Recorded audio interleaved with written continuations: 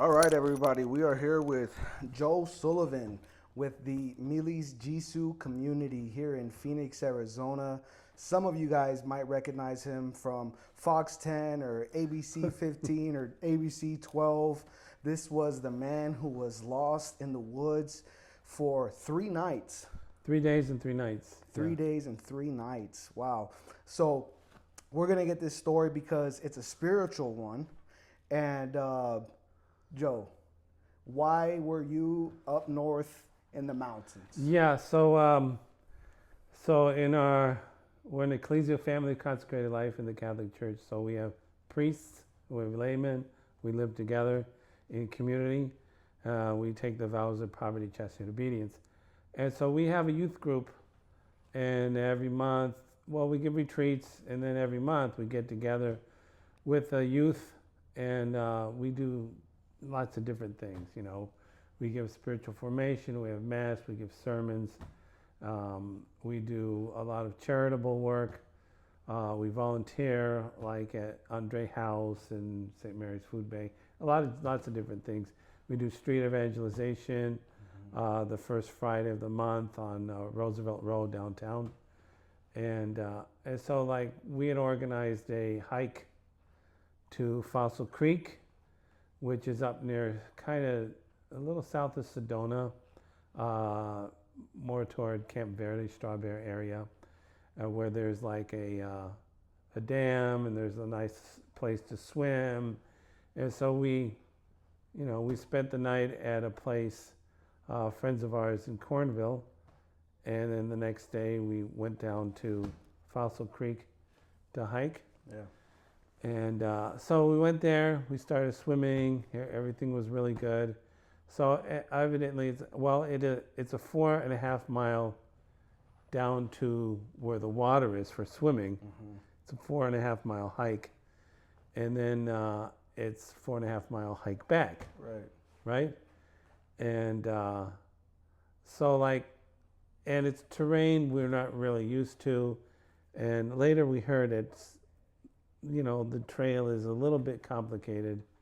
And so at the end of the hike, we started, the hike back. Mm-hmm. And I was I was okay. I mean, I'm an experienced hiker. I hike all the time, 3 or 4 times a week. Right. And different trails in and around Phoenix, especially South Mountain, because we're right here at South Mountain. Yeah. And so I hike a lot. And anyway, because, I'm 59 years old. So I was hiking there's 3 or 4 guys in front of me. So first they were behind me. They were going so fast. They went ahead of me. Yeah. And, I said, I'll be able to catch up to them. They started going further and further and further. Mm. And then I kept hearing the voice, and I was going further. And so I was saying my rosary on the way. Mm-hmm. And then just all of a sudden, I didn't hear their voices anymore. Mm. And I looked around, and I was like, is this a trail or is this not the trail? I wasn't sure. Yeah. It's that exact moment that actually interests me. Because when my imagination tells me that during this rosary, yeah, something was allowed, a almost like an entering of a fog. Yeah, sure. And that permitted you to get lost, and for it to happen, because in hindsight, it has been a great thing for your faith. Oh yeah. Right. Oh, I'm not saying that the rosary is always good. Yeah. It's always good. Yeah. Even when if it's distracting you from something else, it still doesn't mean that it's a bad thing. Right. It means that maybe this wasn't the best opportune time to say the rosary. Mm-hmm. Mm-hmm. Because, for example, I don't say the rosary while I'm driving. Mm-hmm. So much because I have to put my attention in driving. Right. What I'm doing and the safety of everybody. Right. But, I had in my mind, well, I'm an experienced hiker. I can catch up to those guys. I didn't really think much of it, and I said 4 rosaries going down to Fossil Creek. Wow. Yeah. Or at least 3 or something. Yeah. And I figure, well, I'll do the same thing. I'll say my rosary going back to the trailhead. Right. And so and I had no idea that there would be kind of like a problematic spot on the trail. And so when I figured out I wasn't sure where I was, I took my rosary and I put it back in my pocket, and I started to concentrate. Okay, where am I? What should I do? Right. And so I figured if I go a little further, I can hook back onto the trail. And then maybe I went 5 minutes that way, 10 minutes.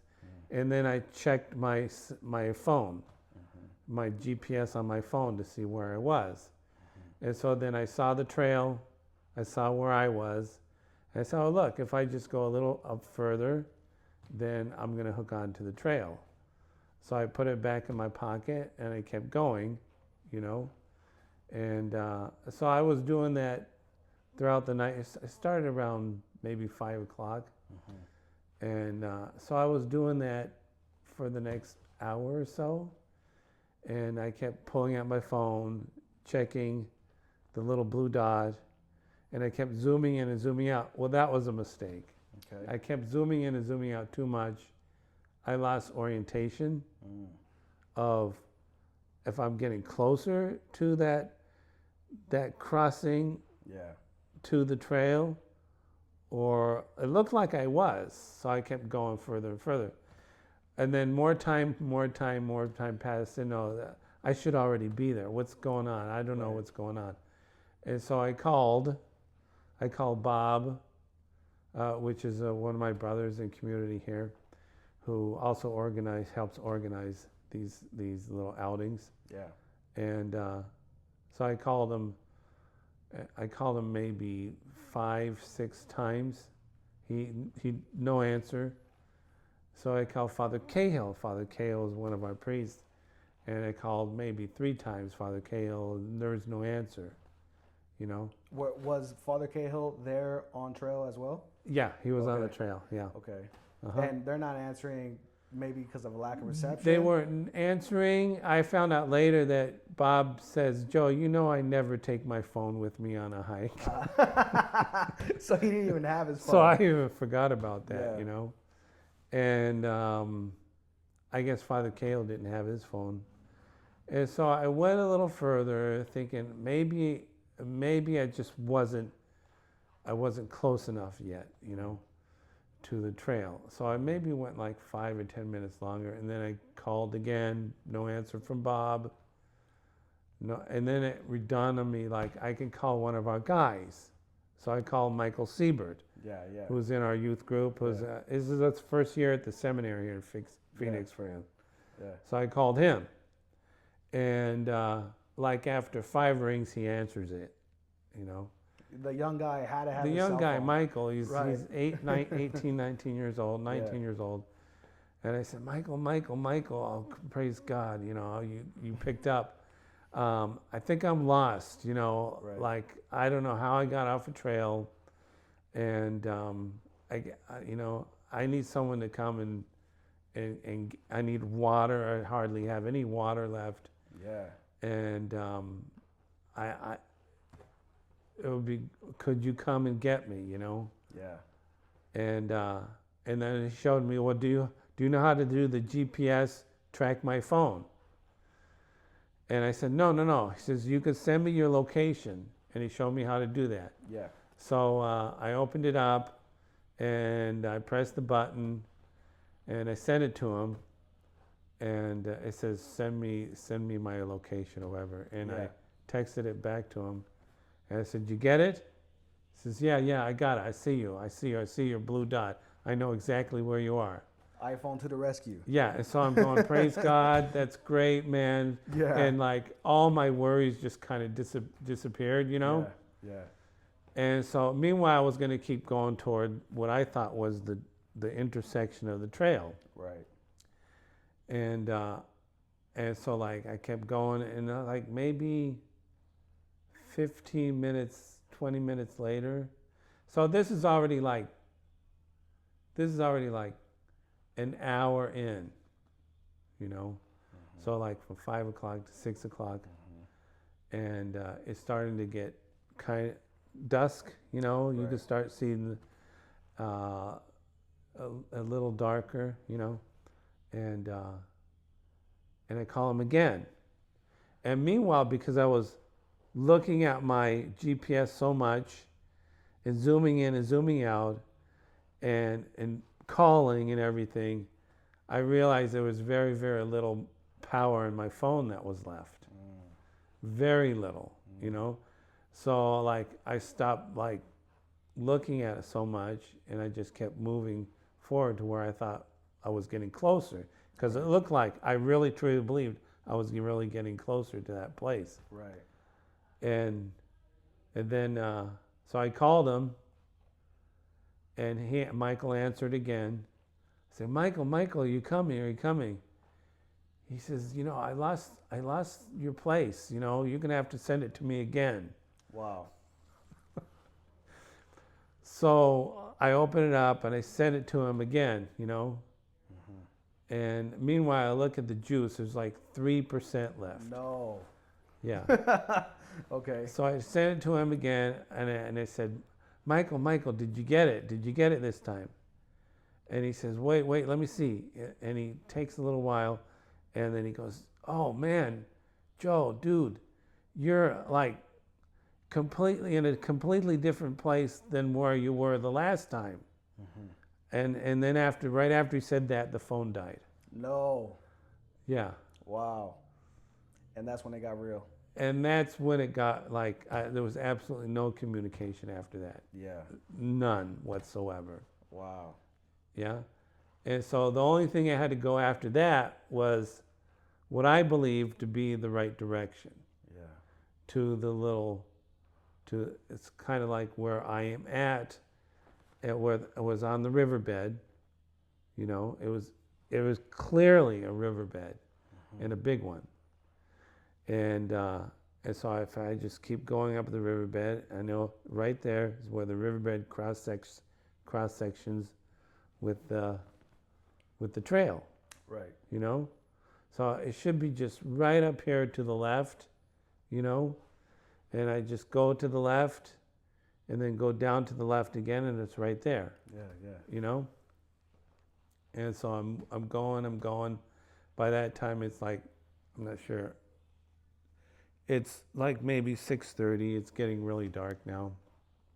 I must go another half an hour, you know, and there's no like, I go, so it just must be right there, really close. Yeah. And then it got so dark, I just had to stop, you know. You're like, okay. So it must have been around 7 o'clock. I stopped, Right. you know. Maybe 7:15, close, somewhere around there, and I stopped, and I couldn't go any further because I couldn't see. Was this the first time where you stopped and said, I might be in a really bad situation? Or when did that happen? Well, not so much, because I thought, well, those guys are going to find me. They saw my last location. I said I told Michael, I'm on the riverbed. I'm on the riverbed, you know? And so like, I was kind of concerned, like, okay, like, I thought maybe during the middle of the night they'd find me. Right. 8 o'clock, 9 o'clock. You know? Yeah.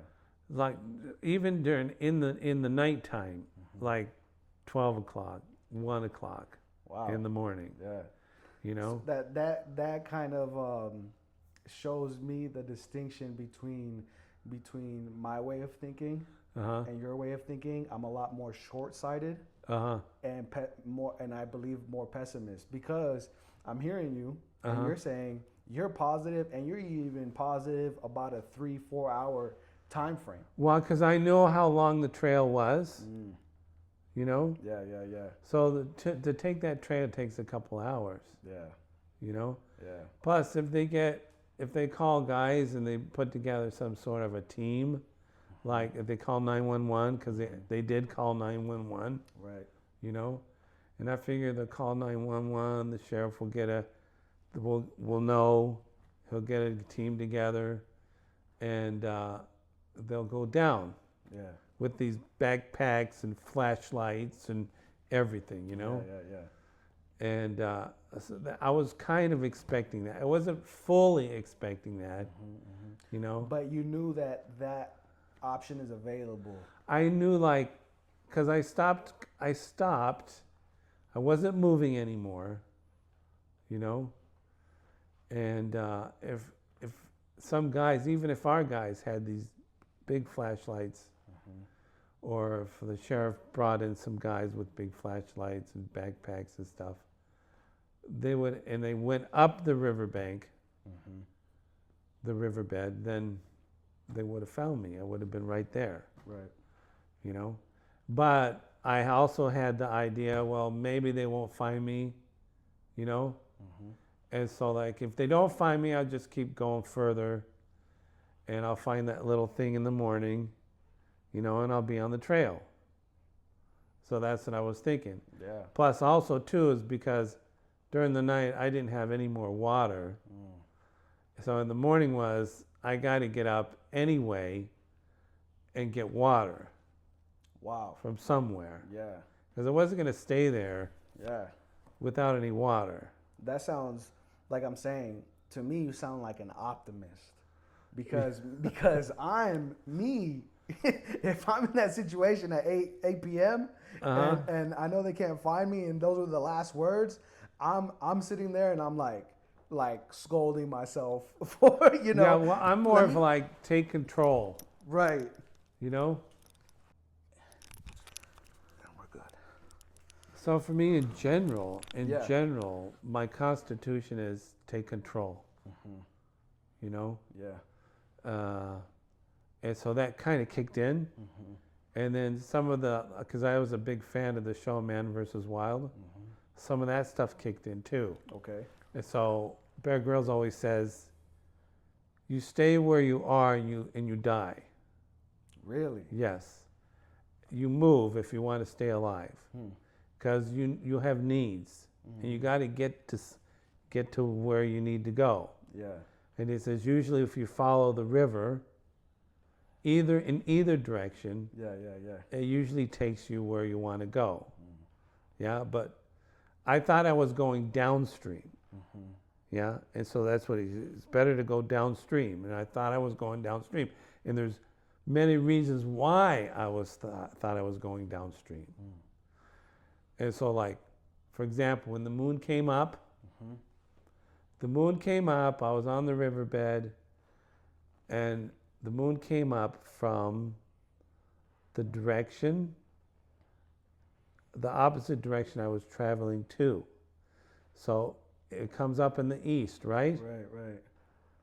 No, yeah, the moon comes up, well, it came up in the east. So I'm going, okay, that's east. So I'll be going this way, you know? West is where I need to go because that's where the trail is. Right. You know, so I'm going the right direction. Yeah. And in the morning, when the sun came up, it came up from that direction too. So, your compass is really messed up at this point. But that first night of sleeping, you know, what were your thoughts and prayers before you went to sleep, and what did you decide to sleep on? Okay, when it got too dark, praise be to God, I stopped at a place where it looked like it was already a good place to sleep. Yeah. So there was a rock kind of slanted like this, on the side of the dry riverbed, you know, and kind of perfect for my back. It was flat and slanted a bit like this. Right. And there was another one going like this on the other side. So like I sit right in between the two, and I can lean back and put my feet up. Right. You know, and I can also pop my feet out because the one going this way was much more narrow. Okay. So I can stretch my feet out and everything. So, in fact, the first night was the most comfortable night. The other nights were terrible. Yeah. Yeah. I bet. Yeah. And so, like, what I did was you take your shoes off, you rest. You know, you got, if you do last to the morning. And, you know, as the night goes on, you're kind of figuring, yeah, I don't think they're going to come, you know. And so, but you take your shoes off, you rest, say my rosary. So I pulled out my rosary and everything, and then you just look up. I was kind of sort of in a clearing, too. There were trees hanging over, but you saw most of the sky. Yeah. And so the stars coming out, and it was like incredible scene of all the stars, millions and millions and millions of stars, very, very clear. Wow. You know, and you look up into the stars and you just start to pray, you know, and you pray about all kinds of things. Mostly you're asking our Lord for help. Yeah. You're asking about, well, if it comes to whatever it is, whatever you want, Lord, you know. Wow. Yeah. Wow. I mean, to but me, mostly you're asking for, Lord, have him come and, you know, rescue me, right. find me some water. Right. I prayed a lot to Mary for water, you know, and for safety. But then also, too, is like you're going over parts of your life, you know, you're going over, you know, you're asking for forgiveness of things. Yeah. You do kind of a general examination of conscience. Yeah. You know. Yeah. And you ask for forgiveness, and you're just looking at the stars, you know, and you're pouring your heart out at it with our Lord, just by. I call it a cosmic chapel. Wow. You know. Wow. Okay, so that's actually, so I didn't think cosmic chapel, but I thought you're looking up and you have these hopes and these prayers, but you're also looking up at the grandness, the greatness of God. Oh yeah. And it's giving you some hope. Yes. Right. Yes. Well, you know, like there's not, great hope only comes when there's great despair. You know? Yeah. It's like great courage only comes when there's great cowardice or great fear. You know? So you can have both of those feelings at the same time. Right. And it was the same here, you know? It's like a lot of negative things would keep creeping in and creeping in and creeping in. But then you would just offer everything to God. And, you know, and you're going like, I don't know what's going to happen. Maybe no one will find me, you know? But Lord, whatever you want is okay.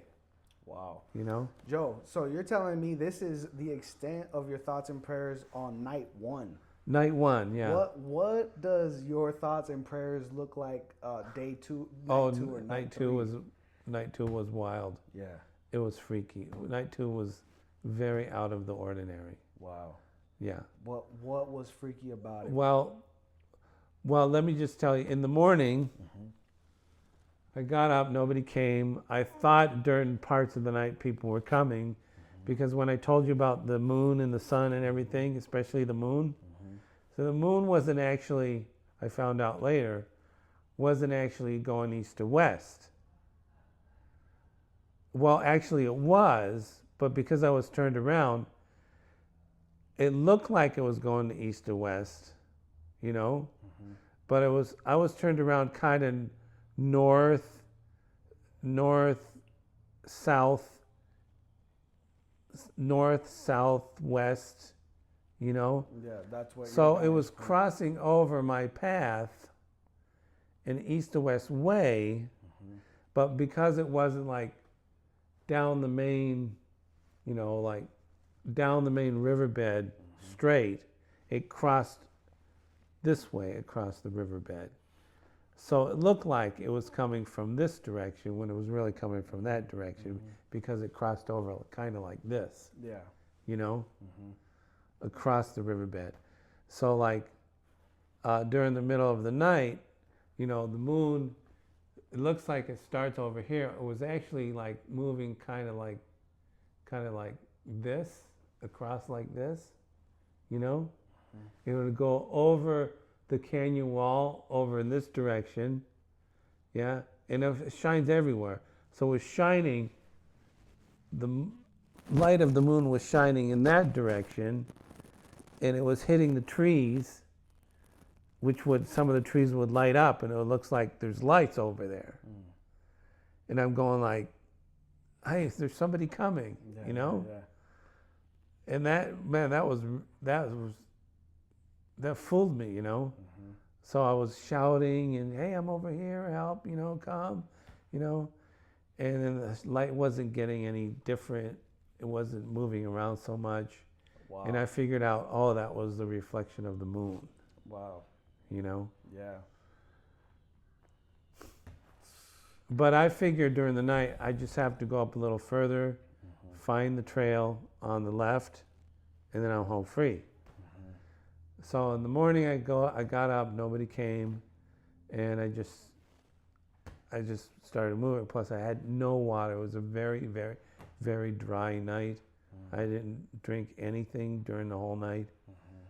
And so I started, as soon as you could see, I started moving up the riverbed. And then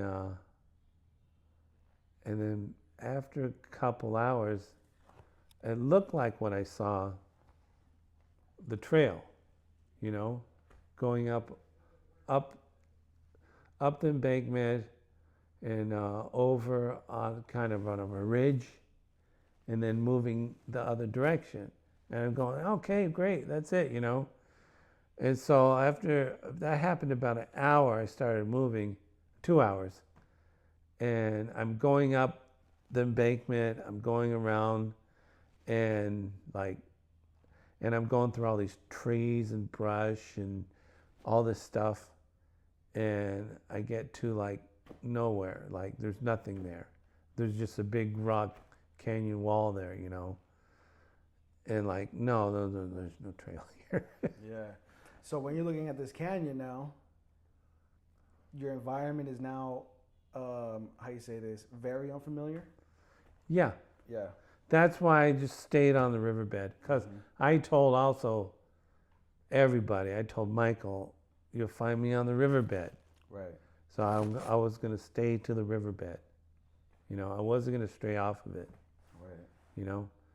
And then I got so thirsty that everything started drying up, my throat, my tongue, my nasal, everything just started drying up, And so the whole time I'm praying, Mary, find me some water. Praying especially to Mary for water, And so I kept moving. Why is that, Joe? For some of the people that might be watching that don't necessarily have a relationship with our Blessed Mother, why did you have this thought to because Mary and water go together. Okay. Usually like when Mary appears, like there's usually a fountain, right? And so like just Mary and water just seem to go together so well. Wow. Yeah. And plus Mary, if you wanted grace, the best way and the fastest way to get it is pray to Mary. Okay. And so And so I had my rosary. I wasn't praying my rosary while I was walking because I needed to keep my wits. Yeah. I needed full attention and focus, because I kept moving up the riverbed. It started getting more and more complicated, and more and more hazardous because the rocks would start getting bigger and stuff. Right. And This grace that you're talking about. yeah. I get the impression that you're speaking from experience, right? So it's like you counted on that. Well, right? mostly it's just a lifetime of praying to Mary. And you've experienced these graces from that. Oh yeah, yeah. Incrementally, but sorry, No. maybe not like I've never seen like huge miracles. Okay. On my own, but you hear about them, you see little miracles. Yeah. Yeah. But it's just a lifetime of devotion to Mary. That's all it is. Amazing. Yeah. And the more it increases over time, more and more and more and more. Do you feel like this moment, these 3 nights, is now part of that? Is like you're seeing that you were given some graces, you were given some mercy and guidance even. Well, especially like after like 3 hours, maybe 4 hours of walking up, and that next day, she found me water. So day 2. Well, it was, let's see, I got lost Saturday evening, so it was Sunday morning, right? Sunday morning. So that would be basically day 1, and it was in like a little it was like a little sunken in basin in the riverbed, and it's kind of black rock around it, and you look into it, and the bottom is black, and there's stuff, there's floating on top, and there's insects and all kinds of, and you guys see these little polywogs inside and stuff. Who knows what's in there, you know? But it was water. But it was water. Yeah. And so you kind of move to the corner of one, and you move things around, and then you sink in your canteen, which is like one of those metal things, 1 liters, double walled. Right. You sink it in. Meanwhile, you're saying, "Thank you, Mary. Thank you, Mary. Thank you, Mary. Thank you, Mary. Thank you, Mary." And then you look down after you fill it. You pull it up and you look into it, and you can see how pure. Like if you can see all the way down to the bottom, and it's not discolored, you're going like, "Okay, that's good." Yeah. Right. And then you kind of pour off the little top, and then I said a prayer. Yeah. That I said, "Mary, make this safe to drink now." Yeah. Because why would she send me water if it's not safe? Right. Right? But I had to pray, "Mary, now make it safe." So, and then I took a little sip. That little sip just was amazing. And the most amazing sip of water I've ever taken in my whole life. No way. Yeah, it just, everything came to life again. Right. Absolutely everything came to life. Right. Like my tongue started coming to life, my throat, everything inside just started coming to life. My lips started, they were all chapped and everything. Right. Everything, it was just amazing. and then so like I drank it, and it was okay, Yeah. And so then I just drank down the whole thing. And then I filled it again. Yeah. And I think I drank down 2 of them. Wow. And then I filled it again, and then I put it into my back pocket. And taste and experience of the water is not digressing as you continue to drink, or how is that? The quality of the water varies. Okay. And it varied. It started getting worse and worse. But this is late. I had no idea I was going to find any water. Yeah. And who knows? That could have been the only water I would have found. Maybe. I didn't know. Right. I didn't know what was ahead of me. Right. But I know I found this. And I only have a 1 liter canteen. Just 1 liter. So like, I shoved it in the pocket, and then as I moved up further, I would pray for water again, but I also nurse my water. So like every half an hour, I would take 1 or 2 gulps, and that's all. Every half an hour. And you can go for a few hours like that. Right. You know? And so so I didn't find the trail, you know? I figure well, maybe it's still like ahead there, you know? At this And I time. really thought I was still going in the right direction. Right. So, okay, well, I'm going in the right direction. I know if you keep following the riverbed, it takes you where you need to go, you know? And maybe there's more water up there too, you know? And so I just kept doing that, you know? Were you, at this time, were you expecting helicopters, and were you expecting these type of things? I wasn't expecting helicopter. I was expecting, well, during the night, I was kind of half expecting, you know, 4 guys with backpacks and giant flood flashlights, you know, because I stopped moving around 7 p.m. Whereas the Saturday night. Okay. Whereas if they had flashlights and plenty of water and went up the riverbed, then they would have found me. Right. Easy. I didn't go far. Yeah. I did not go far. You know, and I was planted there till 5:30 in the morning. You know, so I was kind of eh. And so after finding the water, I just decided I'll just keep following the riverbed. I know I'm going the right direction. And then so I kept moving, and I would take different breaks. But I took a break kind of in a semi-clearing, and I was sitting on a rock, and I started hearing a helicopter. Is this evening? This was around maybe 11 in the morning. Okay. And I'm going, helicopter. It was getting louder and louder and louder and louder. So I jump off the rock and I move 5 feet away, 5 steps. And I look up and this helicopter's right above me. No way. It is right above me. And you can tell that this helicopter is search and rescue? Oh yeah, it's search and rescue. Right. Absolutely. And it's right above you, so you think they have eyes on you. Right above me. Yeah. And then in a flash, it's gone. Wow. So then in a flash, right after I see it, it disappears. Wow. And then you start thinking what? And then, well, first I say, oh, well, okay. What can you do? Yeah. What can you do, you know? Yeah.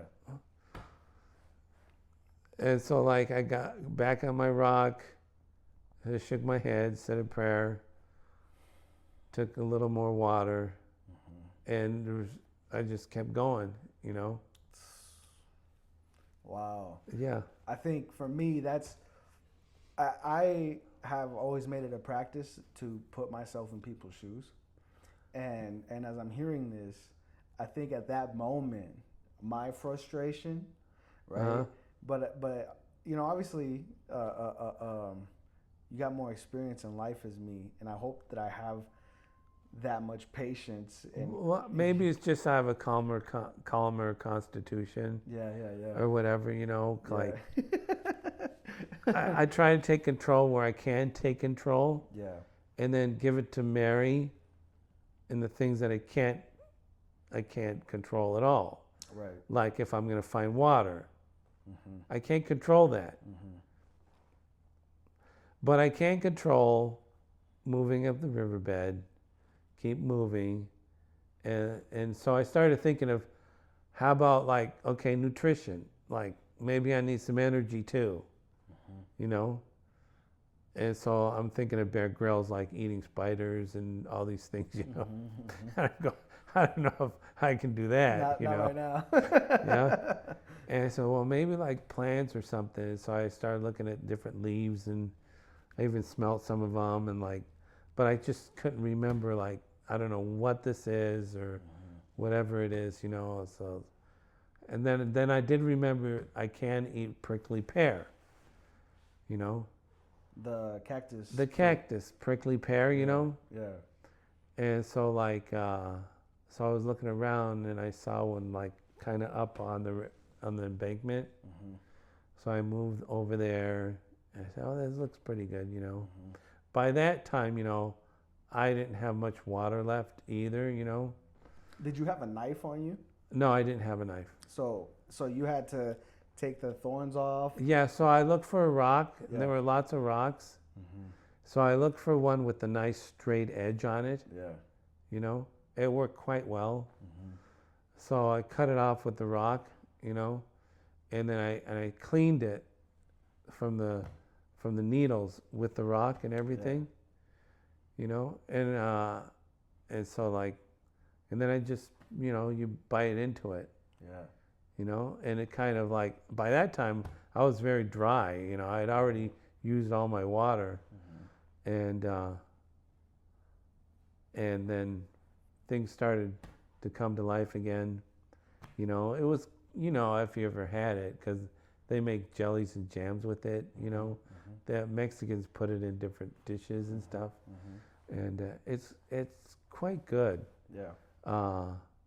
It's rather fibrous inside, you know. Mm-hmm, mm-hmm. Was this a white inside or a red inside? It was whitish, greenish inside. Oh, okay. Yeah. So maybe a little premature, or am I? No, Okay. it was good. It Okay. was very edible. Yeah. You know. Yeah. It wasn't. It reminded me kind of like okra. Mm-hmm. You know. Mm-hmm. It's kind of mushy inside. Right. Right. So I ate like half of it. And then the other half, I shoved it in my pocket for later. Yeah. Yeah. And then I kept moving on, you know. Yeah. And then meanwhile, I'm praying for water. And so maybe around 1 o'clock, I come up to this place in the middle of the riverbed. It looks like almost looks like a fireplace. Yeah. You know. And you're going like, wow, this is interesting. Like. And you're getting closer to it. It says maybe there's water in there, you know. Mm-hmm. It's kind of like a cave type thing. Yeah, yeah. And I'm getting closer, and I look inside, and I look underneath, and there's no water there. Mm-hmm. But then I look up, and you see light shining coming from the back of it, mm-hmm. and then you see a silhouette of this big opossum. Okay. With his tail going up and around like this, you know. Yeah, and the profile of his sharp nose and his mouth and his teeth, you know. Mm-hmm. Almost like iconic picture of the back of a opossum, you know. Yeah, yeah. And then I took like slowly take steps backing away, you know. Okay, I don't want to disturb this guy, mm-hmm. you know. So he's gonna stay clear of him, you know, because he was like maybe 3 feet tall. It was, wow. He was huge. A big possum. He was giant. I've never seen them that big. Yeah. This guy was huge. Mm-hmm. And so I just stayed clear and kept moving, you know. And then I kept praying for water, And it was starting to get hotter and hotter and hotter. And it clicked in, you know, not to move at the heat of the day. I needed to conserve energy. So that was another principle, is conservation of energy. Because I was going to keep moving, I was going to need energy.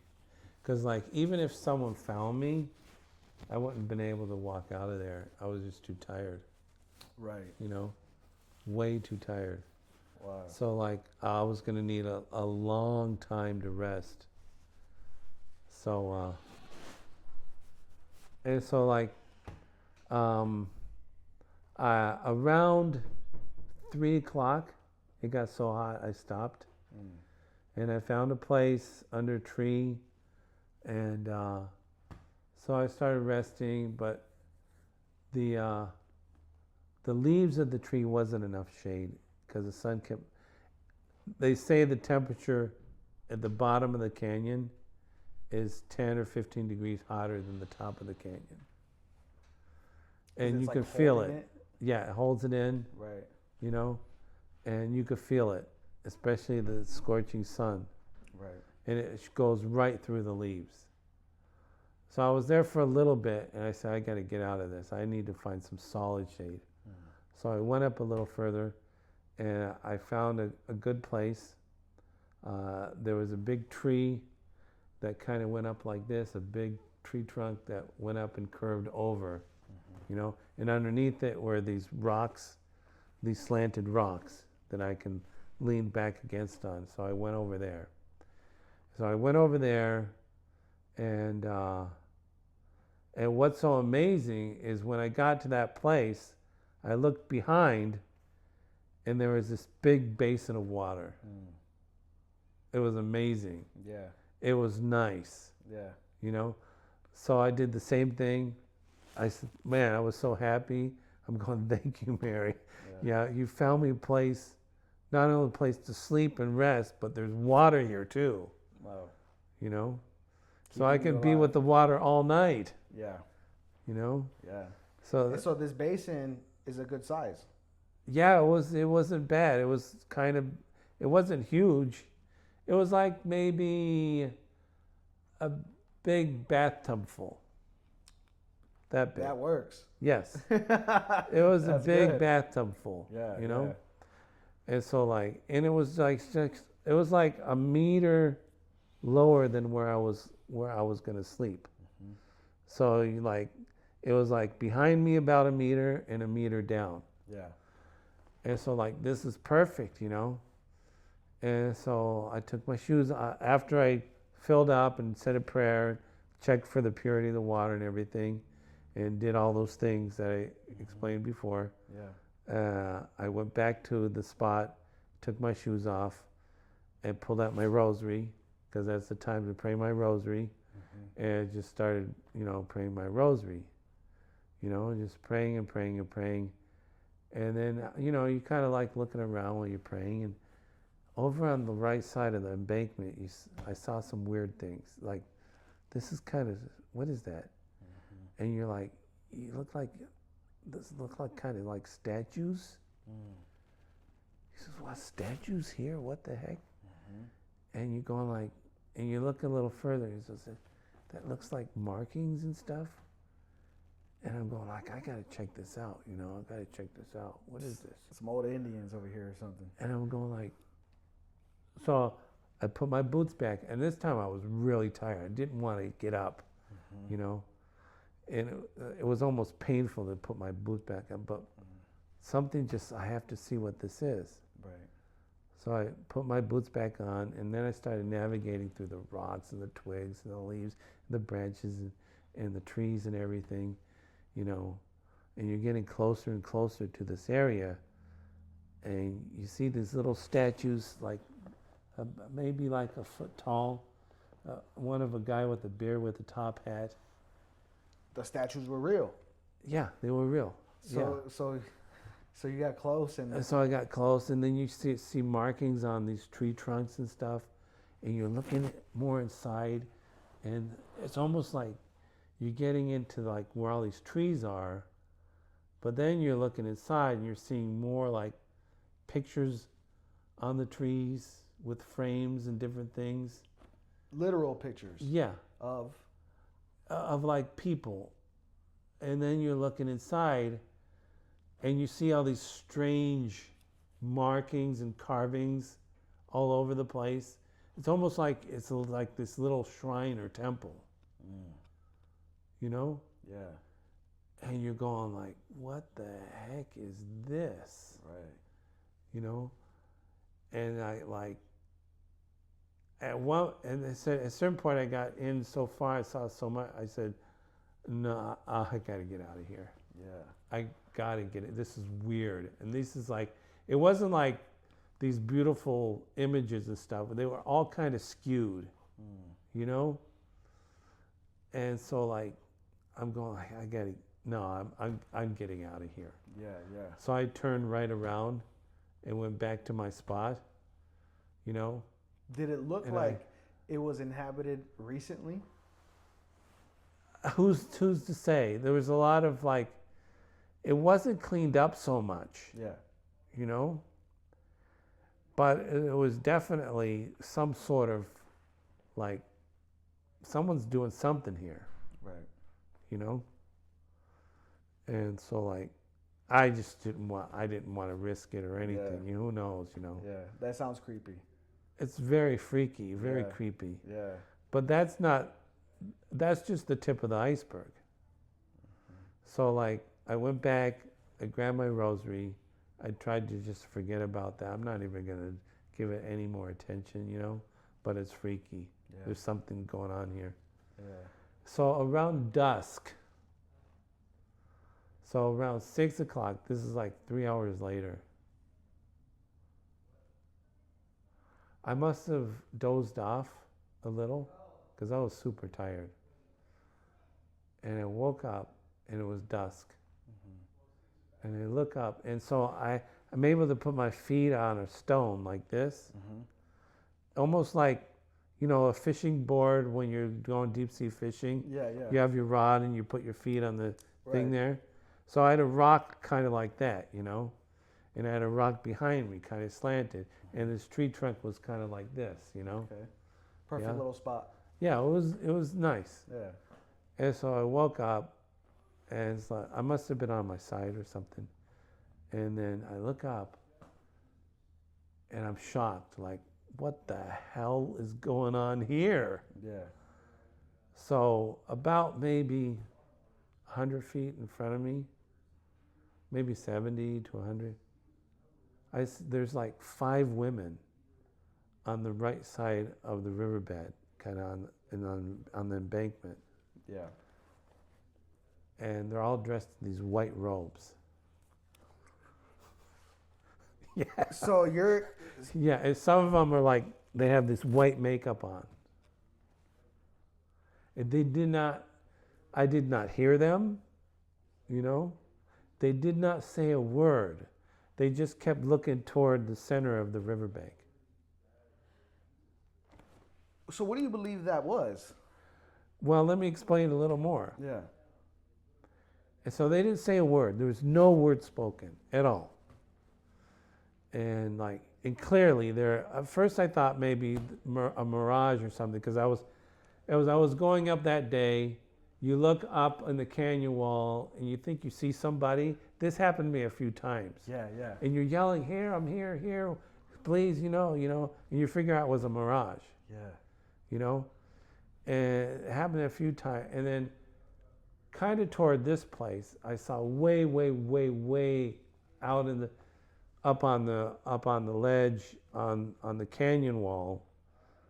It looked like some guys dressed in white, way at the top.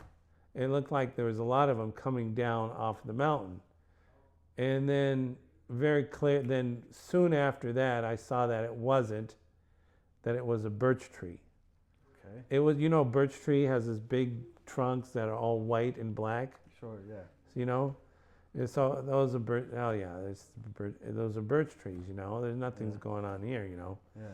And so, but when I saw these women on the right side, and I saw the birch tree, and I'm going, okay, these women are not birch trees. These are clearly women. I see their faces. I see their flesh, you know. I see their arms, you know. I see their faces very clearly, you know. And they mostly had longer black hair. Okay. And some of them were in whiteface, some of them were just normal, you know. And they had these white robes on. And then behind them, there were maybe like 3 or 4 guys a little further behind them, wearing the same thing. They were in white. They were in whiteface, and they had these really ornate robes on, with all these different markings and stuff. You know, and one was sporting like this short guy, kind of a fatter guy, sporting like a beard. You know. So these are real people. They were real people. And well, I don't know. Who knows? That's the thing. Because you didn't try to communicate with them? They looked like real people. Uh-huh. Yeah. And so I'm going like, what is going on here? What is going on here?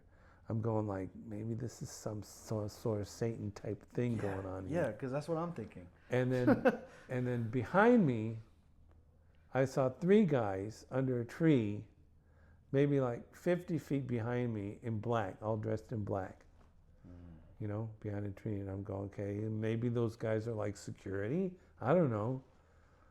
But they're there, And then over on the left side of the riverbank, there are like 3 other guys, And so clearly something's going to be happening. And I'm praying to Mary like, okay, I don't think they like it when somebody's around here looking at what they're doing. That's the feeling you're getting. Yes. Okay. So I'm going like, okay, I have to show that I'm completely disinterested. Yeah.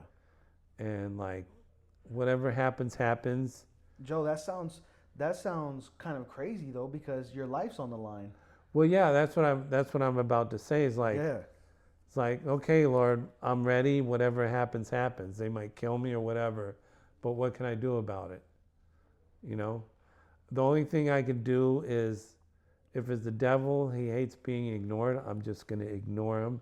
I'm not even going to try to look at what they're doing, And I kind of slunk down and grabbed my rosary and just started praying, And whatever happens, happens, This is so I've heard different versions of the story, but I've never heard this part. Oh, really? Yeah. So whatever happens, happens. Wow. And so like after a little bit, you're like wondering like, are they still there and everything, And you kind of look up over the thing that, you have your feet on just to see what's going on. Yeah. And you're looking up and they're still there. Were they moving? No, they weren't moving. And like, you would think if they're moving, you would hear them too. But all these people got there, I didn't hear a sound. And there's lots of dry brush all over the riverbed. When you start moving, you're going to be making tons of noise. And so they were still there. Wasn't much going on, so I kind of slunk down again. And then after a little bit later, I took a peek again. And this was maybe like another 10 minutes later, maybe 15. Maybe I even dozed off a little. And then I peeked out again. This maybe it was 20 minutes to a half hour later. And the women had moved off, to the center of the riverbed. And they formed a human totem pole, one on top of the other, like this, against a tree. What? Yeah. Yeah. So with their arms out like this, And I'm going, freaky, this is freaky. What the heck is going on here? Yeah. Yeah. But to me, I'm like, okay, on one hand, I think this is too creepy for me to engage with. Maybe that was your position. Yeah. And then on the other hand, I'm thinking, it sounds like you're not trying to impose, but you're lost and you need people. I know. Well, I'm going to get to that. Yeah. And I'm going like, this is weird. And so I slink back down and I start to think, and I'm kind of trying to stay calm and everything, like, okay, whatever, like. And then it just popped into my head, this memory popped into my head of a dream I had about a year ago of the exact thing. I mean, wow. I mean, to the image. Yeah. To the exact image. Yeah. I remember I had this dream about a year ago. It's exactly the same. Exactly. This time I'm actually really seeing it. Yeah, I'm here. And that's why I knew, like, oh, this has to be some sort of satanic thing or something. I don't know. You know? And that made me realize that this is not a mirage either. Yeah. You know? At one point, before that happened, a skunk showed up. A skunk showed up the first night too. I didn't explain that to you, but a skunk showed up the first night that kind of freaked me out because I didn't know what it was when it was rustling the bushes, and a skunk popped out. And he was just, just waddling around, not a problem. Yeah. So this night, about the same time, a skunk popped out in my line of vision of the two women, of these 5 women. Wow. And it was right in the line of vision. So I knew, like, okay, there's a skunk. The skunk's real, is moving toward me, and those are the women right there. So that was one indication that this was not some sort of mirage too. Right. You know? Plus, when I realized that I had the same dream, then it wasn't a mirage. It couldn't have been a mirage. Right. And so, and that kind of freaked me out. Wow, this is really where I had this exact same image in my dream. It's like not similar image, the exact image. You know? And that was kind of freaky. Yeah. Eventually they disappeared? Also, and so I slunk down. I was praying my rosary more. Yeah. I was trying to I didn't want to show them that I was interested in what they're doing. And then about maybe 10 minutes, 15 minutes later, I popped my head up again. And so the women were back over on this bank. And then there was another group of men and women way back, further back. And so there was maybe 3 guys and 4 women. One of the women was naked. No. Yeah.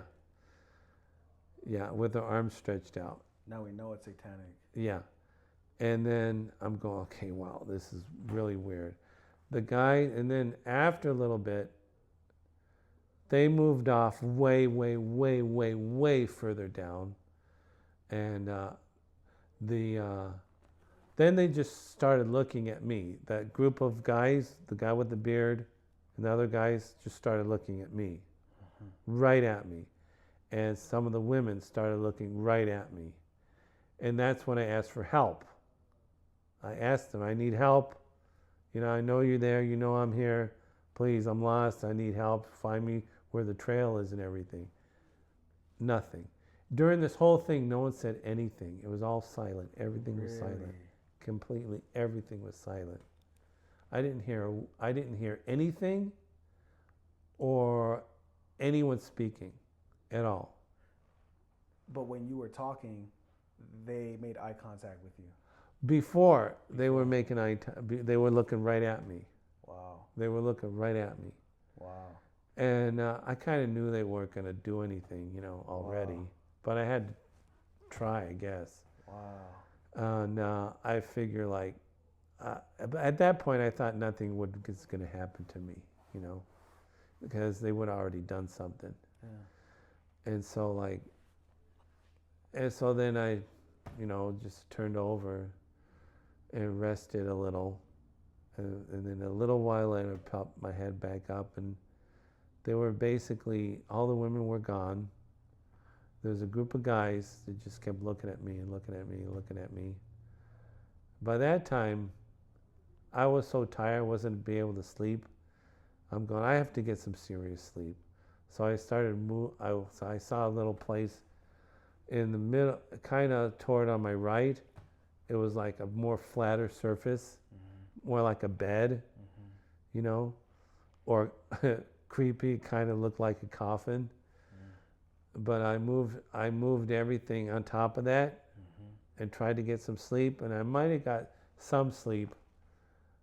And then I woke up, and it must have been like around 11 or 12 I woke up. And I looked over to where I was before, and then surrounding where I was before, there were all these little tiki things all around the place I was before. Yeah. Like little heads, carved heads and images and stuff all around it. And I go, what the heck is all this? You know, Stuff how that did this wasn't stuff there. get here? Right. You know, Yeah.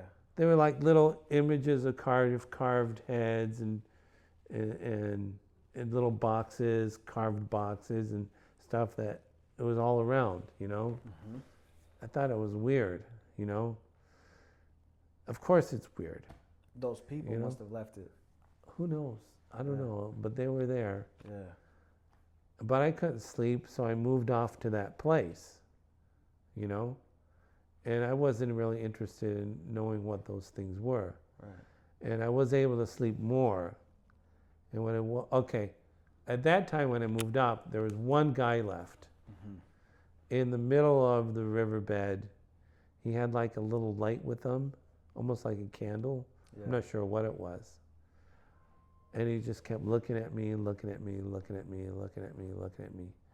And then I moved off. I slept a little bit more. And woke up maybe in the middle of the night, I don't know. He was gone. So it was just me. And then all the stuff that surrounded me disappeared too. You know? Yeah. Wow. Yeah. So this is a mystical reality, a blended reality that you just literally experienced. Yeah. And wow, this is crazy.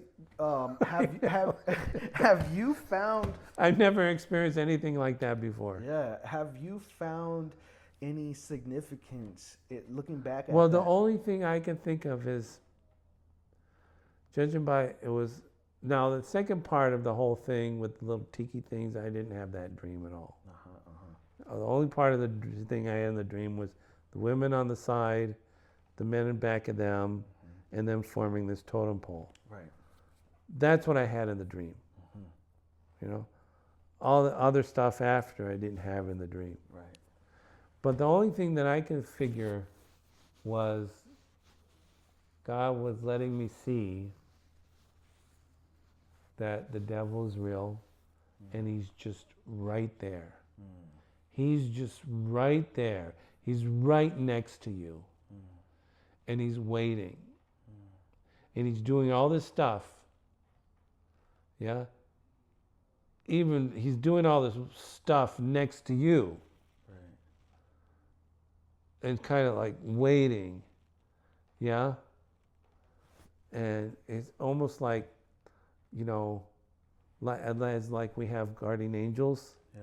Sometimes we can have like a devil that's assigned to us, kind of like in the book, The Screw Tape Letters. I haven't read. Oh yeah. Screw Tape Letters is one of the premises is this little devil, yeah, little demon or imp that's assigned to me. And the book is the big devil writing letters to the little devil, wow, giving him advice, you know? And so but I believe that God permitted me to see that to keep me on my toes. Yeah. That be serious. The devil is just right there. He's literally right there. Wow. It makes you want to do the sign of the cross. Yes. And just protect yourself. Right. Wow. Yeah. That's intense, Joe. Yeah. That's intense. Yeah. And you shouldn't really don't pay much attention to him, but know he's there. Yeah. You know? Yeah. So I figured that's maybe what it was, because I've gotten a lot of spiritual fruit from it. Yeah. You know? And just for everybody watching, you know, I've been building a relationship with the members here for almost a year now. Uh-huh. And I never hear you really step out of the realm of logic and like history, like very solid things. I feel like is how you see things, and things like that. So to hear this from you, is surprising. Okay. You know? It was surprising to me too. Shoot. Yeah. Yeah. Yeah. Yeah, because I've never experienced anything like that before. Right. You know, I've heard of miracles. Father Kale has a couple of personal miracles Yeah. of his health and different things, and Yeah. you know, but like nothing like that's like this, you know. Yeah. Seen. And so like I was lying there, the guy disappears, and I'm going, okay, if these are real people, they got here some way. Yeah. They got here some way. In the morning, I'm going to find it. Maybe there's like a little hidden trail that's silent, that's all cleared off or something. I don't know. If it's there, I'm going to find it. Yeah. And then I'm out of here, Yeah. you know? And so in the morning, it's first light. And by that time, even like the evening before, I'm going like, I had this huge doubts whether I was going in the right direction. Finally clicked in. And I'm going like, well, I could try to go back. But shoot, that's like a whole day or a day and a half. Like, shoot, I'm committed in this direction. Yeah. And I believe our Lord is going to get me out of here going in this direction. Yeah. And so like, and I am on the riverbed. So like if the rescue team, you know, follow that knowledge that I'm on the riverbed, Yeah. in either direction, they're going to find me. Yeah. Yeah. You know? Yeah. So okay, I'll just keep going the way I'm going. You know? And so I keep going the way I'm going. In the morning, first light, I lace up my boots and everything. I take 2 big giant canteens of water, fill my stomach, fill it up again, and throw it in my pocket. You know, and then I'm moving, and as I'm moving, I'm crunching through, you know, the dry riverbed with all the dry leaves and dry branches and everything, making a lot of noise. I'm going, how can they not have made noise? Yeah. Yeah. And so on my right side, I'm passing all this temple, shrine, Temple of Doom stuff, you know. Wow. You know? More of it. Yeah, well, it's the same one. I'm just okay, passing okay. it, you know. Okay.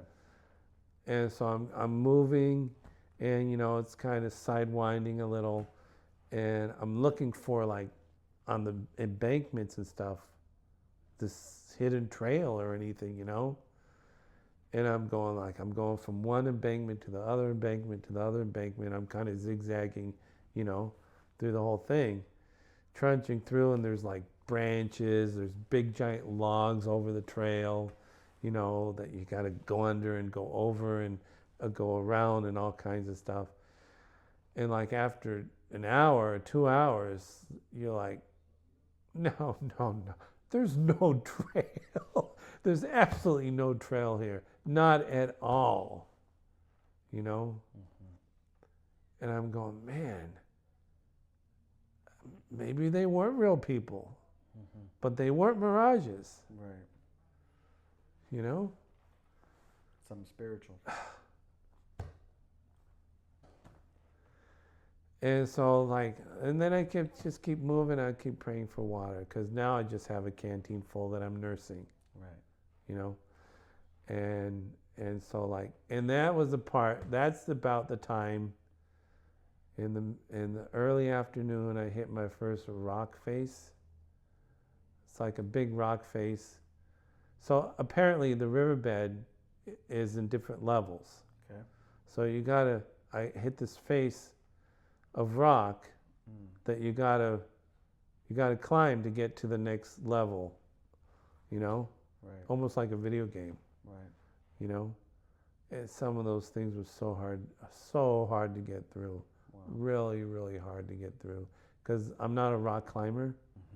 You know, and you start in different ways, you know, and you kind of trace a route with your mind and your eyes. Okay, I'll start here, I'll go up here, I'll go around here and everything.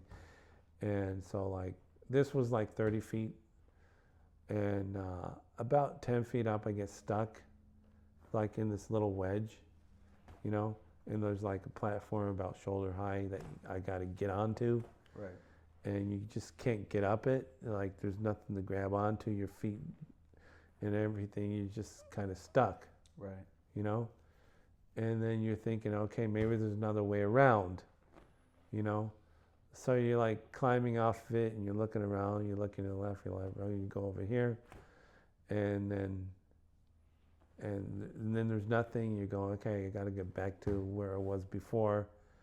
And you're just like, what do? I don't know how to get up this, you know? And you just try to turn your canteen's getting in your way because you're in this little tiny, like triangle, you're wedge, you know? And you're going, there's no way, you know? And you're just trying different things. And so I was able to counter pressure my feet to shimmy up the thing, you know? And I finally rolled on top of the little platform, and I'm going, phew, man. I was able to get up, you know? Yeah. And there was a few of them like that. One of them, I have more detail in the book I'm writing. Yeah. You know? And like a few of them I must have I fell a couple times. You got to get up. You're always trying different routes. Sometimes the route works, sometimes it doesn't. And then there was one where there was okay, I found some more water later on, you know. It wasn't that good, you know, but I did the same whole routine. I was able to fill myself. And then I found, going through it, I found this huge basin of water that wasn't very good at all. It was like murky and cloudy and everything. And it was at the bottom of this big rock face I had to climb, you know. And that thing was really tough getting up. I must have fell 20, 30 feet into that big giant pool of water like 3 times, trying to climb this thing. And you know, you're soaking wet, you're climbing out of the thing, and you're like, okay, there's no alternative route. Okay, I just have to try it again, you know. And so you're trying it again, and then you fall right back into it, and you get up, you know, and you're thinking, okay, maybe I could do this differently and that differently, and you're trying again, and then you fall back into it again. I must have fell into it 3 times. Wow. Yeah, and then you have to get over it, no matter how many times you fall into the water. Right. Yeah, and finally I was able to get over it. I think I shimmied myself up from the back, kind of like balancing myself. Completely immersed? Yes, yeah, yeah, all the way. And your phone included? Yeah, of course. Wow. Yes, yeah. So now it's like great, and now I'm wet. And now I'm wet. Yeah. My shoes. Yeah. I had almost lost my phone back in that spot where all this freaky stuff happened in the morning. Yeah. Yeah. I took like maybe 10, 20 steps, and I checked my pocket, and there's no phone. I go, what the heck is my phone? I need my phone. I'm going to need my phone. Right. So at that point, my phone symbolized kind of a hope. Yeah. You know? So like, how can I call Bob or Father Cahill without my phone? Yeah. When it's charged. Right. Yeah? I need my phone. So we went back and looked around, and there it was, you know. So, but it did get dunked a few times. And then at one point, you know, so the canyon is starting to get higher on different levels. I keep having to climb these rock faces, and I'm not a rock climber. Right. And then, and at one point, it gets super narrow, and then there's like a huge basin of water in between these 2 giant rock walls. And the only way to get through is you go through the water, you know, and it wasn't very good water, you know. And I'm going, okay, yeah, that's not a problem. I see there's lots of movies, you know. I thought of the Humphrey Bogart movie where he's pulling that boat in the water, you know. And so I just start, you know, okay. So I step into the water. Okay, it goes up to my shin. I'm going, okay, this is not a problem. Up to my shin. And I take the next step. up to my waist. And I'm kind of, okay, that's not a problem. I can wade through waist, you know. And then without batting an eye, I take the next step. Whoosh! Completely in there. Completely in, all over my head. Wow. You know? And then you're like swimming to the other side, you know, frantically, and your boots are kind of dragging you down and everything, you know. Yeah. And amazingly, on the other side, there's like this little ramp, almost like a landing. Yeah. You know? I'm going like, and you're getting closer, and you're like, what the heck? This is like a landing. It's perfect. And I was able to get out of it very easily just because it had this little landing. And I'm going like, Lord, it seems like you made this landing just for me. Yeah. You know? Because without it, I would have had a heck of a time trying to get out of this thing. Right. It was amazing. And so like I climbed out of it, and you keep going.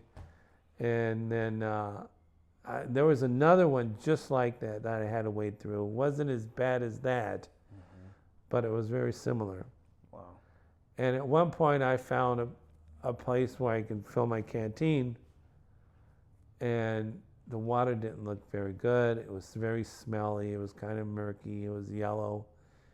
And I'm going, okay, I think I'm still kind of like hydrated and stuff.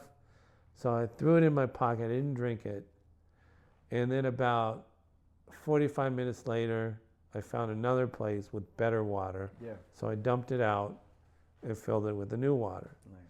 And then I came out to this clearing, yeah, where you could tell this whole place during rainy season, where there's lots of rain, like this thing floods, you know, all the time. Right. But, you know, everybody was concerned about that direction, that area, because it hadn't rained there for like 6 months, you know, and there was no water there. People were saying there's no water up the riverbed. And that's probably why they didn't really search so much up there. Right. But how was I to know if there's water there or not, you know? Yeah. And so like, I started praying so I found this clearing, and I'm sitting on a rock, and I start hearing this helicopter. Again, the helicopter's really faint, and then it starts getting louder and louder and louder. And it gets so loud, you're expecting it to come right over into the clearing. Right. Yeah, and you're waiting, and I have my swim trunks, and I was going to wave them around and stuff, you know. Yeah. And then it starts getting fainter, fainter. It never comes over the clearing. And it gets fainter and fainter and fainter and fainter and disappears. And I'm going, shoot. And then, but right after that, I heard another plane. It wasn't a helicopter, it was a plane. And it kept getting louder and louder. You could tell it was a plane. It was a light plane. Yeah. And it came over the clearing, but it was so far away, and it was banking off in the other direction, you know? Yeah. And you're waving, you're shouting, you're going like, okay, he is close enough to see me for sure. Right. But he was far away enough to not to really pay much attention. Right. So like, two disappointments back to back. And so I just kept moving, I kept going. Finally, you know, to make kind of, because we're kind of short on time, it kept going up. There was one rock face I had to climb, and I got stuck, and I looked down, and it was about 100 feet down to the bottom. And I got into this one spot. It was very, very narrow ledge for my foot, and I knew it wouldn't hold. And then very soon after that, almost immediately after, I realized I fell. So I fell down 100 feet.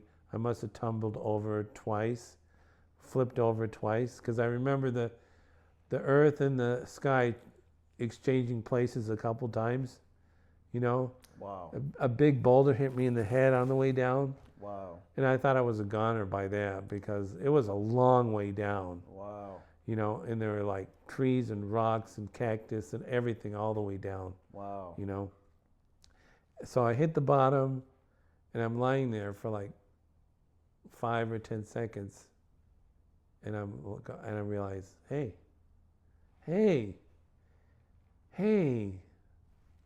nothing happened. I'm good. And I sat up. I checked everything. Everything was good. And I'm going like, okay, where's my canteen? You know? Yeah.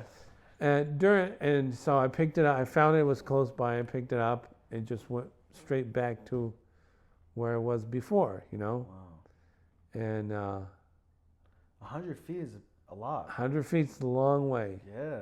And it was an angle, like maybe an 85-degree angle, like that. Wow. You know? This really brings the story to life. Yeah, it's much more dramatic. Yeah. Yeah. Yeah. Because I'm over here thinking you're on some type of, I don't know, semi-easy terrain. Oh, no. You're swimming not at across all. basins and Yeah. falling off a 100-foot. Yeah, and Yeah. at one point, I'm walking through and I hear it clunk clunk, and I'm going, what the heck? And I look back and my canteen is on the ground, and I check my pocket. There's a hole in my pocket. Yeah. So I took it, I grabbed it, I shoved it into my other pocket, you know, and then after a little bit, I moved it to my front pocket because there was a hole in my other pocket. Wow. So I can't lose my canteen. At one point, going up a rock, that one rock face where I fell 3 times into the pool of water, my canteen started floating away, you know? Yeah. So I had to like try to grab it, you know? Yeah. And going up one of the rock faces, I'm going up it, and I hear this clink, clink. And I'm already like 30 feet up. Yeah. And I even got through a really difficult spot. And I'm going, I'm going to have to climb back down and get my canteen. Yeah. Water is my life. I need it. Right. And so, shoot, man, this was really, really, really hard to get through this spot. And now I got to do it again. Yeah. And so I looked down, looked behind me, and my canteen had nestled itself between wedged in 2 little rocks. And it was just right there. And so I took a step down and reached down as far as I could. I was able to grab the bottom of it with my 2 fingers. That was amazing, you know. It didn't fall all the way down, but it was just right there. Yeah. That was a miracle because there's no reason why it wouldn't have fallen all the way down. Yeah. Yeah. You know? Yeah. And so anyway, the rock face, the canyon walls is over here, and I'm looking up, and the canyon wall's over here, and they start to converge little by little. And I'm at the bottom, you know. Finally, the riverbed just kind of ends. And it ends into this little area. And there's these caves going through and out through here and everything, you know. But there's basically no more like anything to follow. And I'm going, okay, like the only way to go now is up. You know, and you're looking up, it's like 1,000 feet up, you know. Wow. Yeah. And so like, okay, well, it looks like I got to go up. Yeah. Yeah. And so I had a choice, like I can stay close to the base of the canyon, you know, and go up within all the brush and the very, very loose ground and soil and sand and trees and cactus and everything, or I can rock climb 15 feet higher up than that, you know, where it's really jagged and stuff, but there's no brush or anything. It's pretty clean climbing, but it's treacherous. You know, you got to be a really good rock climber to do it. Right. And so I opted for staying at the base, Yeah. you know, because if I fell, And so it was grueling going up, grueling. The soil was so loose. You step in it and your boot gets right inside and you start going, it starts dragging you back down. Wow. Sometimes a couple feet, sometimes 20 feet, you know. But you got to keep moving up, and you know, you kind of grabbing the branches in front of you, and you're grabbing maybe a vine in front of you and you're pulling yourself up. Wow. You know, and meanwhile your jeans are getting all torn up and you're getting all these lacerations on your arms because I only had a shirt and my jeans. Yeah. I lost my hat the first night. You know, I put my swim trunks around my neck, but going up, those disappeared too. Wow. You know, and I had a pair of glasses too that I have no idea where they went. You know, I had them in my pocket, and so that's how it went.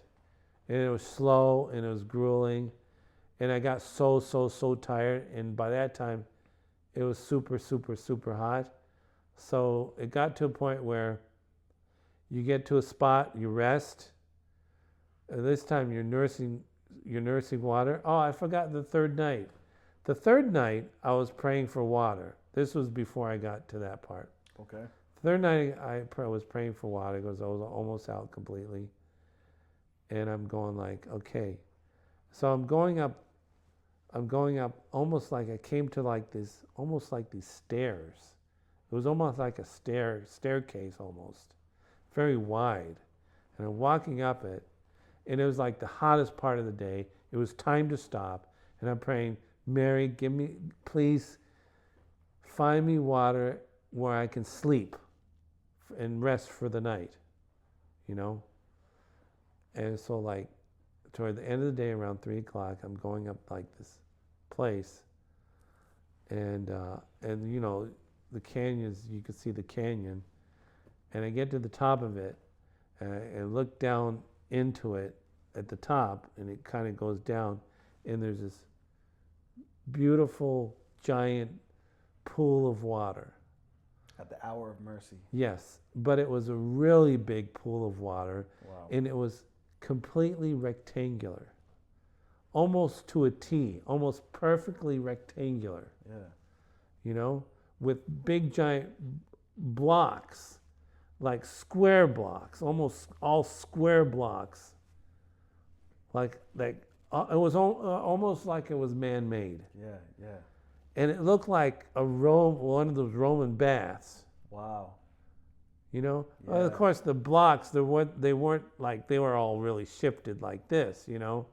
Slanted and everything, you know, with different levels. Right. But it was square, you know? It was amazing. Yeah. You know? And it was big. And then on the opposite part of it, on the other side, was this giant rock face. Huge, maybe 40 or 50 feet high. You know, and huge giant rock face. And so I rested there. It was super hot, you know.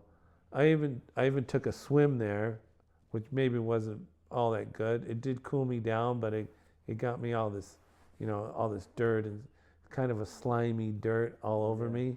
I had to wait to cool off to brush it all after it dried off. Yeah. Did your boots ever dry? Huh? Did your boots ever dry? dry? Yeah, the boots dried out, you know. Yeah. Oh, by the way, the whole time I was using my boots as pillows. Yeah, yeah. They make great pillows. Yeah. You know? That night was the worst night. It was tough. I made a lot of prayer that night, you know. Just looking at the stars and saying the rosary, said a lot of rosaries. Yeah. But that night, it was really tough. I could not get comfortable much as changed positions like 5 times in different spots. You know, looking for something comfortable. It was terrible. You know, you get much more detail in my book. Yeah. We'll be looking forward to it. Yeah, my book is much more ordered and it's more chronological. Yeah. So anyway, so the next day I already started. I had to climb that big rock face. The first thing, the whole night, this giant rock face was like almost mocking me, like staring at me, like, ha, you're going to have to climb me in the morning. Yeah. and that's what I had to do, Right. and it was tough. It was like that was one of the worst ones. So finally, I'm going up, like I said before, the rock face, repelling myself up. I had to stop, take a swig of water, rest, and then it's maybe look 50 feet ahead of me, look for a spot. Then I would just pray, Lord, just take me to that spot. That one spot right there, 50 feet ahead, up, just take me there. And then I would move to that spot. Yeah. This is the part where I told you that I was listening. You talk about this specific part the other day after Mass. Yeah. And I was like, sounds like the story of my life. Oh, And I told you earlier, I'm a little bit short-sighted and more pessimistic. In hearing your story, I'm like, I think you look further out and you're more positive in that long distance thinking, right? And I mean, that's crazy. I know but I got had to that point where you're like, just get me here, right? Lord. Because I was so tired and hot. Right. It was like unbearable. Right. So I just had to take it in little steps, in little steps, in little steps. And I must have done that exactly like that, like maybe 15 times. Right. And finally, where the two canyon walls started to converge, so they're converging, and I could switch from this side to the other side and start rock climbing because there's like this little ledge, jutting out. Yeah, that was the top. And I just had to move over to the next one and then climb up these rocks over here, and I would get on that and I would be at the top and I would be done. Yeah? And I'm going like, could I do that? Like these rocks, okay, it looks simple from here, but once I get over there, will it be all that simple? Right. So I decided not to, and just kept going with the same rock, the same side. Right. Just keep going up and up and up and up, and maybe it took me another 20 minutes, rather than if I had moved to the other side. But I finally got to the top, and the top was amazing. It was amazing, like there was a meadow up there, and there was these nice trees, and I thought it was almost like cut grass. It was like grass everywhere. It was like these little meadows, and it was beautiful, very, very, very beautiful. I couldn't believe it. Yeah. And then you turn around, and then you see the whole canyon set up, like laid out right in front of you. Beautiful, beautiful, beautiful view of the canyon, like amazingly beautiful. And then you look further out, even further out of the canyon, it gets even bigger. Wow. I'm going, wow, this is amazing. Yeah. I couldn't believe it. Yeah. Like, what beauty. It was beautiful. But I was hot. I was jumping up and down. I was going like make it and everything. And I didn't know if anything was up there, or if I had another 20 miles to go. Right. I'm going like, maybe there's a road or maybe not, but it was, even if there's a 6% chance that there's a road, I'll take it, But just the sheer beauty. Yeah. It was giving you hope. Yes. Wow. It was amazing. Yeah. And so I'm at the top, and I start going through these trees and stuff and everything. I'm looking around, I'm looking for anything any sort of trail or anything. So I found this clearing, and so I'm on this clearing. I'm going, and you look at the horizon, and you could tell you were in a canyon, because now you're at like basically ground level, right. And you see these rolling hills grading down, and you're going, yeah, it was definitely canyon. I'm at the top now. I'm at normal level now, and so I'm looking I saw this clearing, so I started walking in this clearing, and the clearing started to get more narrow and more narrow, and I'm going, this is like, maybe this is a path. So I'm following it, and basically it gets more narrow and it turns into this path. So I'm going like, great, I'll keep following this. And it's going down and it's winding around. And after like maybe, and then I pulled out my rosary and I just started praying the rosary the whole time. Yeah. And then about 10 minutes later, saw this big giant campfire place with these benches all around it. Civilization. And I'm going, fantastic, great. And I keep moving and praying my rosary. Yeah. And then after another maybe 10 minutes, I start seeing footprints, sneaker prints, boot prints, and everything. Yeah. I'm going, great, man, fantastic. I'm praying my rosary, and it's winding around. And you come to like these little forks, Yeah. and you're going, okay, fork is, I prefer the one going down. You say prayer. Hopefully that's the right one. So sometimes it's not. Yeah. Yeah. So I keep going that way. And I keep following, it's winding around. I go over this ridge, and you see these about maybe 20 minutes later, electric lines, like those big giant electric lines, Yeah. And so I'm going, yes. Usually they build roads next to those. Yeah. Yeah.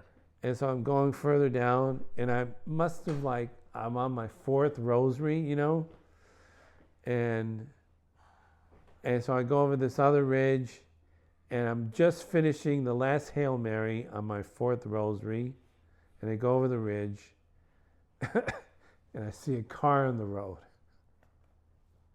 You see a road. I see a road with a car. Yeah. On my last Hail Mary and my fourth rosary. Wow. Yeah.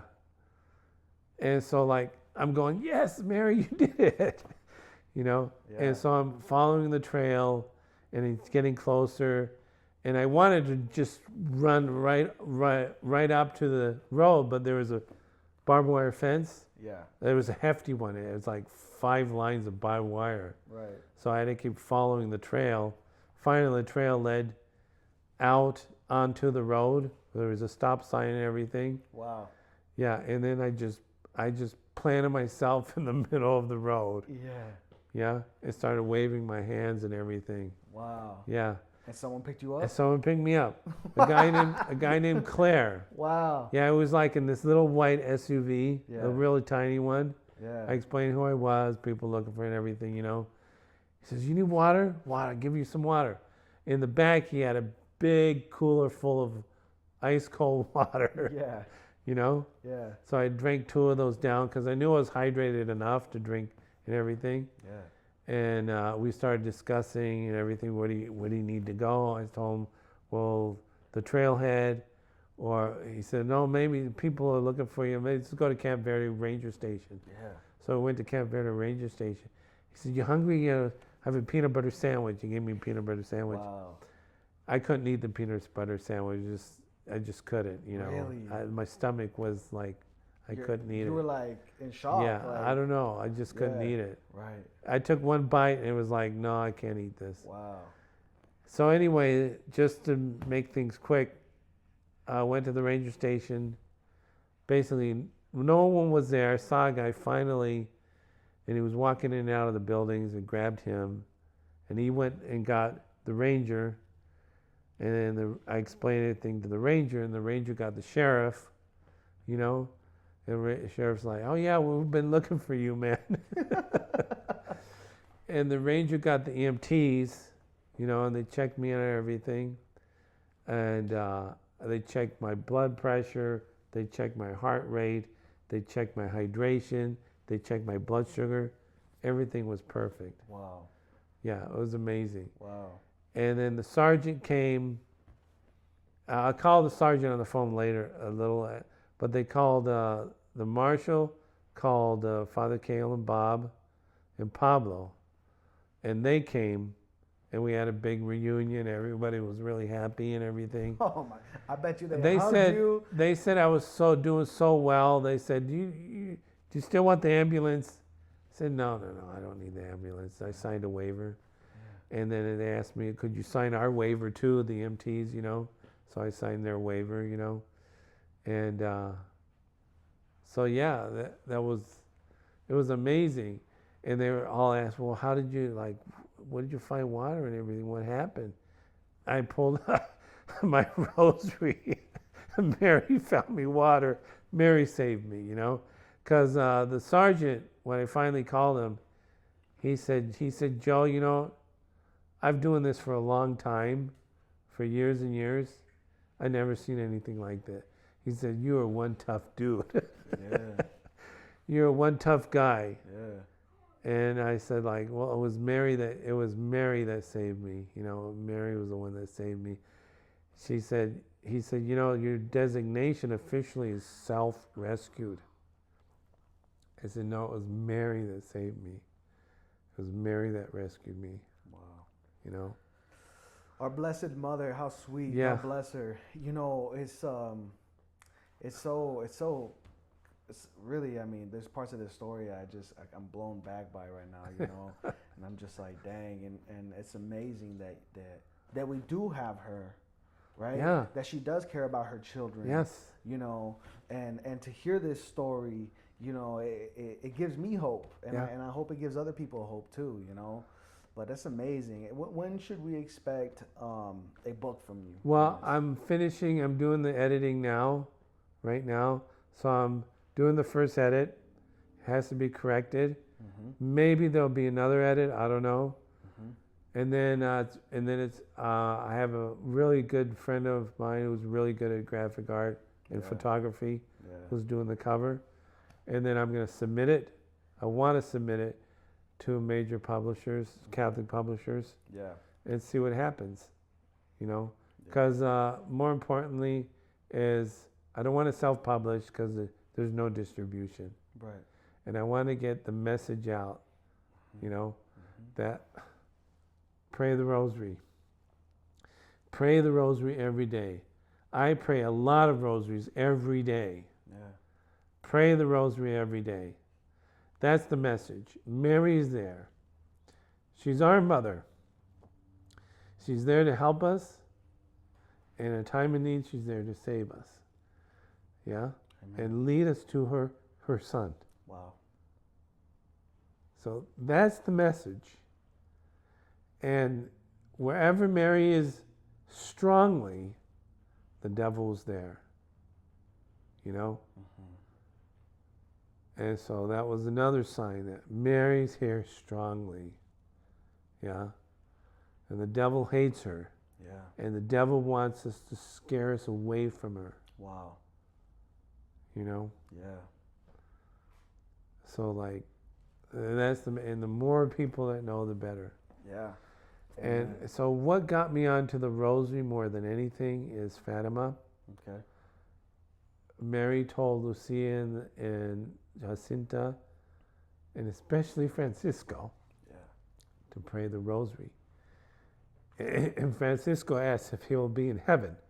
She said, but you have to say many rosaries. Yeah. So if he has to say many rosaries, we definitely have to say many rosaries. Yeah.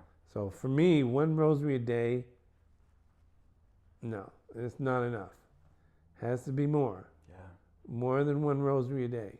Right. Now, if you're not praying the rosary a day, Father Celestino, one of our priests says, well, then are you really that Catholic? Right. Yeah? Mary asks us to say, at least pray one rosary a day. Yeah? At least. But she asked Francisco, who was a very holy boy, that he would have to say many rosaries. Wow. So I pray many rosaries every day. Amen. Yeah. Let's close out with the Our Father and Hail Mary. Yes. All right. In the name of the Father, the Son, and the Holy Spirit. Amen. Hail Mary, full of grace, the Lord is with thee. Blessed art thou among women, and blessed is the fruit of thy womb, Jesus. Holy Mary, Mother of God, pray for us sinners, now and at the hour of our death. Amen. Our Father, who art in heaven, hallowed be thy name.